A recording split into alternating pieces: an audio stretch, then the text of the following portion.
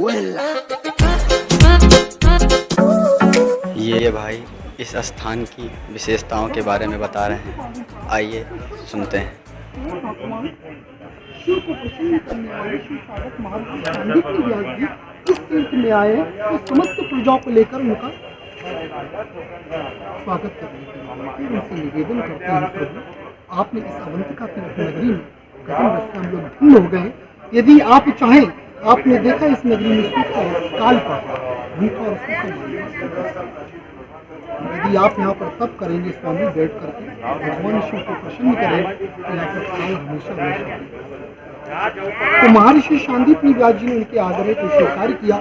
इस स्थान पर आकर जहाँ पे ये मंदिर है सर्वेश्वर महादेव, यहाँ पर एक कुंड बनाया, कुंड में एक बेलपत्र की स्थापना की, उस बेलपत्र का पूजन किया, उस बेलपत्र से एक शिवलिंग प्रकट हुआ जिसका नाम पड़ा सर्वेश्वर महादेव, जिसमें शिव जी का समस्त परिवार विराजमान हो, शिव सर्वेश्वर कहा जाता है। और उसी से एक ज्योत प्रकट हुई शिवलिंग और आकाश मार्ग से बढ़ी हुई महर्षि शांतिपुनी व्यास जी आपके तपोबल से मैं अत्यंत प्रसन्न हूं, मांगिए आपको क्या चाहिए।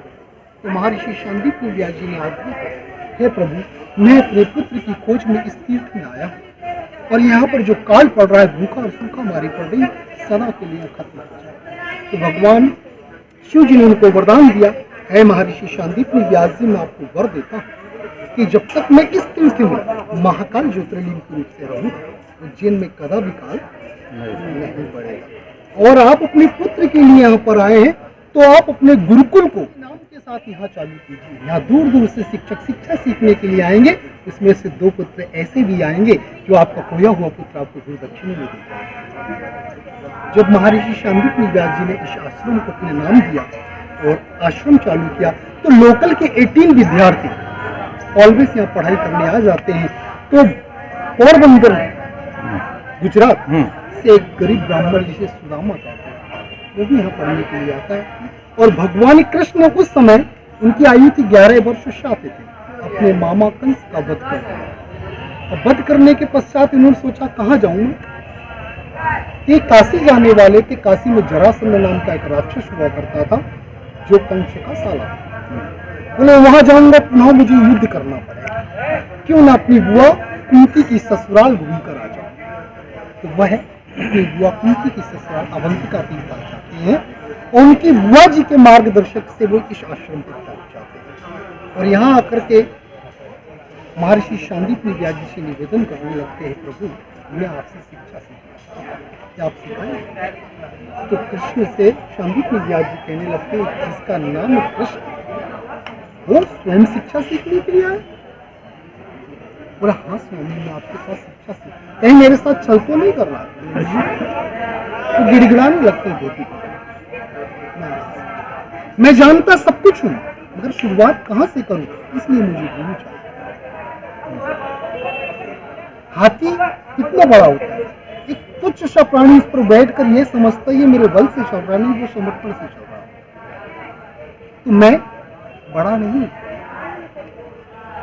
मैं आपसे मार्गदर्शन नहीं किया, आप मुझे शिक्षा सिखाए थे। कृष्ण से महर्षि शांतिपुनी व्यास जी कहने लगते हैं, कृष्ण मैं तुझे शिक्षा उसी समय सिखाऊंगा जो समय तू मुझे बचा कर देगा। पहला शिष्य था जिसकी परीक्षा पहले हुई है, बाद में पढ़ाई। तो भगवान कृष्ण ने उनके आग्रह को स्वीकार किया, प्रभु आप आदेश करें। बोले मैं प्रतिदिन स्नान हेतु गोमती नदी जाता हूँ, तो यहाँ से 720 किलोमीटर दूर है। यदि उस नदी को आप यहाँ पर लेकर आ गए तो मेरा आने जाने का समय बचेगा, तो उसी बीच में तुझे शिक्षा। तो भगवान कृष्ण ने, अभी ये पानी ज्यादा लेवल बढ़ा हुआ है, यहाँ पर 2 शिवलिंग बने हुए हैं। उन शिवलिंग के बीच में भगवान कृष्ण अपने हाथों से उन शिवलिंगों का निर्माण किया था। तो सामने जो देख रहे हैं ना वो मूर्ति, उसके ठीक लेवल में यहाँ पर 2 शिवलिंग है। भगवान कृष्ण अपने हाथों से दोनों शिवलिंगों को बनाया, बनाने के बाद उसके मध्य बैठ करके दोनों शिवलिंगों को साक्षी मान करके इस गोमती नदी का आह्वान किया। तो गोमती यहाँ पर प्रकट हुई। जब गोमती यहाँ प्रकट हुई तो कृष्ण से इधर थोड़ा इधर देखेंगे, गोमती जैसी यहाँ प्रकट हुई थी, महर्षि सांदीपनि व्यास जी कृष्ण से कहने लगते हैं, कृष्ण मैं कैसे विश्वास कर लूँ ये गोमती नदी का ही जल है।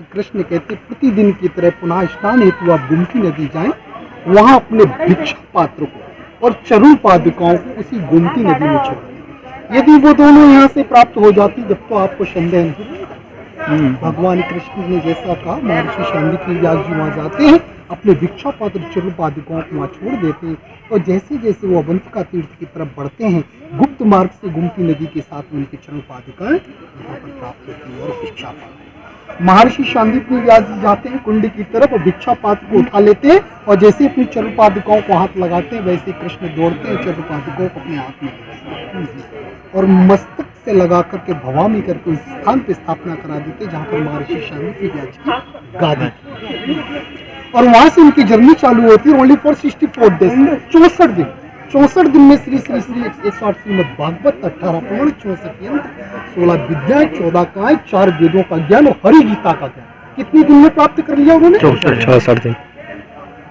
और 64 दिन में सब कुछ प्राप्त करने के बाद महर्षि सांदीपनि व्यास जी से कहने लगते हैं, आपने अपना बहुमूल्य समय निकाल के जो मुझे शिक्षा सिखाई है उसके में आप मुझसे कुछ मांगना चाहते हैं तो मांग लीजिए। महर्षि सांदीपनि व्यास जी कहने लगते हैं, कृष्ण मैं तुझसे क्या मांगू?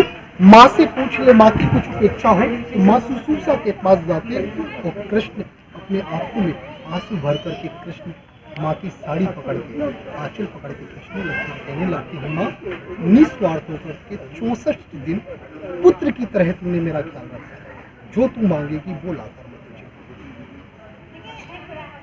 तुझे। यह सुन माँ सुसूसा रो पड़ती कहने लगती है, पुत्र तेरे जाने के बाद मेरा कोई पुत्र नहीं, तू चला जाएगा यहाँ से फिर मेरा पुत्र नहीं।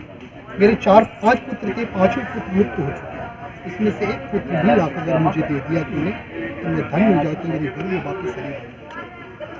तो महर्षि सांदीपनि माँ सुसूसा की बात सुन भगवान कृष्ण अपने ही नियम के विरुद्ध चले जाते हैं, क्योंकि वचन दे चुके और अपने ही लोक में जाते हैं। क्यों जाते हैं? कि शंकासुर नाम के राक्षस को परास्त करते, वहां से 5 जन्मशील प्राप्त करते जो महाभारत में उन्होंने बजाया और जाकर शंकासुर नाम के राक्षस का वध करके और अपने ही लोक यमलोक में जाके उसकी ध्वनि रमाते हैं। तो उसकी ध्वनि से यम स्वयं दौड़ते हुए आते, प्रभु आप आदेश करते कि अमृत लोक आ जाता, आप क्यों आए? वही 5 धातु अब भगवान बनता है। सृष्टि में मनुष्य को सबसे पहले भगवान अपने शरीर से प्राप्त जब उसकी आंख खुलती माँ से प्राप्त होता, तीसरा पिता से, चौथा गुरु। ये जो माटी का शरीर ये 5 तत्वों से बना है। भगवान का पहला तत्व लिया भूमि, बा वायु, गा गगन, ना नीर और आ आत्मा। ये 5 जब मिलती हैं तो भगवान बनता है, और जब भगवान बनता है तभी इंसान। ये 5 तत्व जो है ये अंतरात्मा के अंदर, वही 5 तत्व भगवान कृष्ण ने लिए और माँ सुसूसा को उनका पुत्र जीवित कर गुरु दक्षिणा में आता।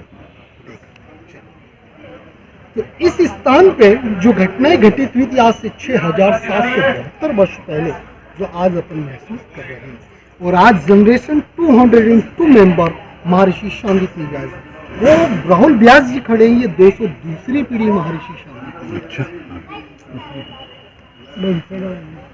और ये जो वृक्ष देख रहे हैं, ये वृक्ष आपने शायद किसी भी स्थान पे नहीं देखे होंगे, इसे कदम का वृक्ष कहा जाता है। जहाँ कृष्ण के पद पड़ते हैं उसी स्थान पे वो उगता है। तो कदम का जो पत्ता होता है ना, वो किस फायदे आता है वो आपको जानकारी नहीं है। किसी को यूरिन के अंदर या शरीर के किसी भी स्थान पर स्टोन की प्रॉब्लम हो जाए या किसी को पाइल्स की शिकायत हो, इसके जो पत्ते होते हैं पानी में बॉइल करके, तो बॉइल कर लिया, उतना ही अर्क गौमूत्र में उतनी क्वांटिटी में मिला, 300 ml सुबह शाम पी लो, 3 दिन में स्टोन यूरिन के द्वारा गल के निकल जाएगा और पाइल्स जड़ से सूख जाए। पाइल्स और स्टोन की जितनी भी दवाई बनती है वो इसी के पत्ते से बनती है। ये कदम का पत्ता है? हाँ, कदम। और ये जो स्थान यहाँ पर आपको देखने को मिलेगा, ऑल ऑफ वर्ल्ड में जितनी भी शिवलिंग आपने देखे होंगे, हर शिवलिंग पर चांदी का, कॉपर का या ताम्र का अलग से नाग स्थापित किया जाता है। यह ही of the great cell care स्वयं भी शिवलिंग है। एक बेलपत्र से प्रकट हुआ तो शिवलिंग के अंदर कुछ आपको शिवलिंग के अंदर आप प्रत्यक्ष देखेंगे। एक तो आपको ज्योति दिखाई देगी, 2 नेत्र दिखाई देंगे, गणेश जी की प्रतिमा दिखाई देगी उसी शिवलिंग में, और नाग जो है साक्षात स्वयंभू है। इसीलिए दक्षिण मुखी होने के साथ सर्वेश्वर महादेव का विशेष महत्व है। जो मनुष्य 16 दिन 16 संस्कार में अपने पिताजी बुजुर्ग मर जाते हैं, उनको पिंडदान काल्प सर्प या कोई पूजा नहीं करा पाते, तो यहाँ जल मात्र चढ़ाने से संपन्न हो जाता है। और इसके पश्चात यहाँ सामने कुंडेश्वर महादेव है, जिन्हें गोमती कुंड के जल से आज भी स्नान कराया जाता है। वहाँ खड़ा हुआ नंदीगढ़ है। आपने जितने भी स्थान देखे होंगे वहाँ बैठा हुआ नंदीगढ़ होगा।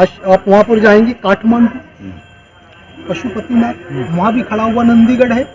और यहाँ पर भगवान कृष्ण से बाल रूप के दर्शन करने स्वयं महाकाल अपने नंदीगढ़ पर विराजमान हुआ। जब इनसे मिलने के लिए उसे हरिहर मिलन कहा जाता है।